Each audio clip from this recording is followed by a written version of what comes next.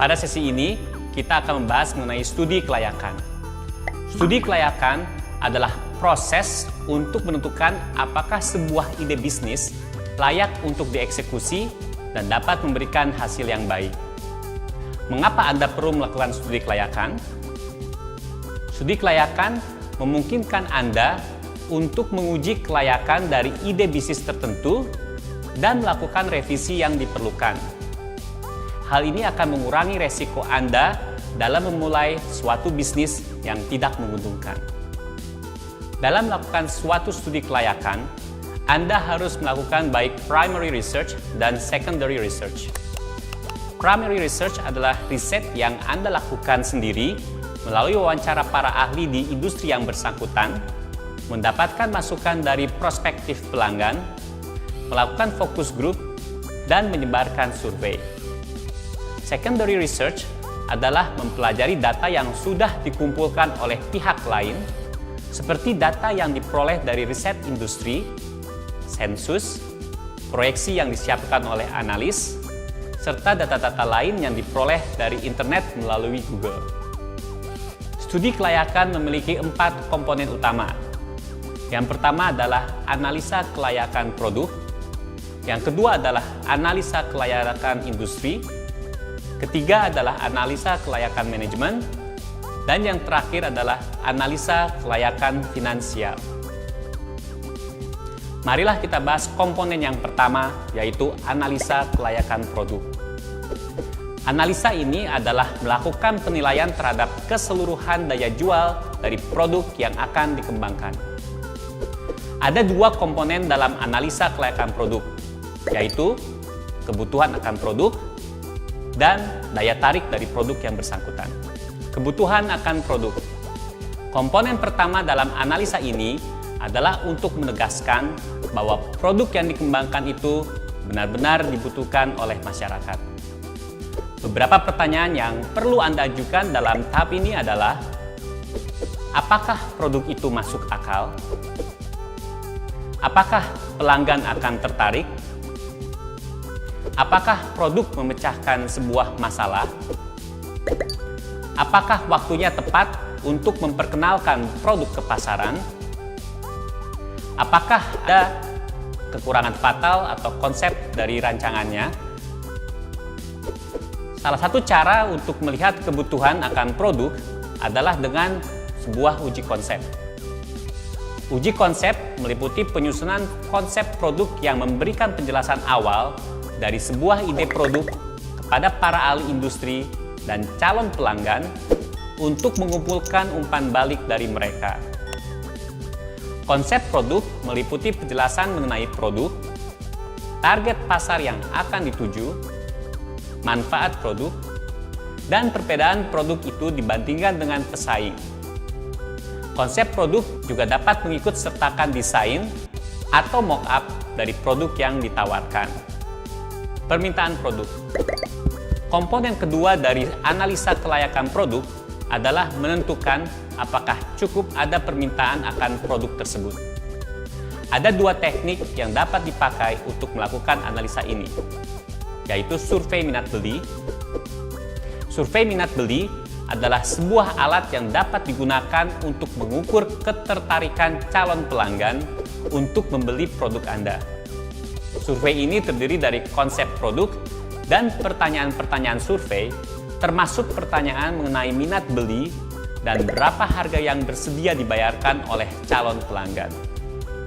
Survei ini harus didistribusikan pada paling sedikit 100 sampai 500 pelanggan potensial. Kemudian adalah riset internet.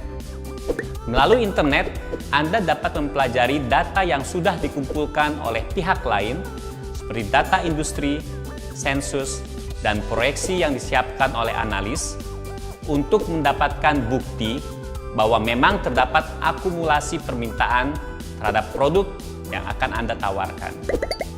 Analisa kelayakan industri dan target pasar. Analisa kelayakan industri dan pasar adalah sebuah penilaian terhadap industri dan pasar dari produk yang akan Anda kembangkan. Ada perbedaan yang besar antara industri dan target pasar. industri adalah sekumpulan perusahaan yang memproduksi produk yang serupa seperti komputer, mainan anak-anak, dan pesawat terbang. Target pasar suatu perusahaan adalah bagian terbatas dari industri perusahaan tersebut yang ingin diperoleh oleh perusahaan yang bersangkutan. Kebanyakan perusahaan tidak mencoba melayani seluruh industri. Mereka lebih memilih target pasar yang spesifik dan berusaha melayani target itu sebaik mungkin. Sebagai contoh, BMW lebih menargetkan pasar pembeli mobil mewah yang berjiwa muda, bukan semua pembeli mobil mewah.